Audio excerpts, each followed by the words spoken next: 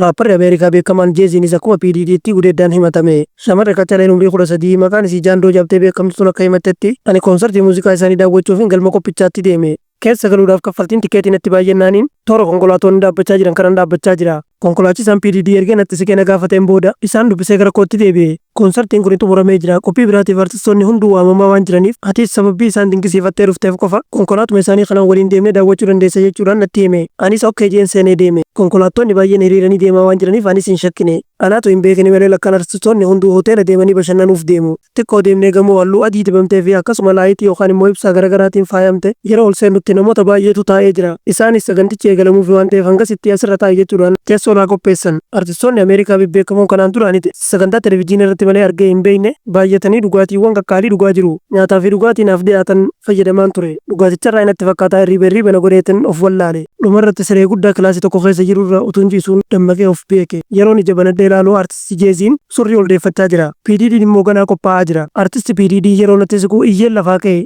Jeeziidhaan daffaramullee PDD'n ani iyyinaan na dhiise. Mana murtii irratti himachuudhaaf jennaanis lamaan isaaniitu qabeenya gurguddaa biliyoona hedduu waan qabaniif jecha nan sodaadhe.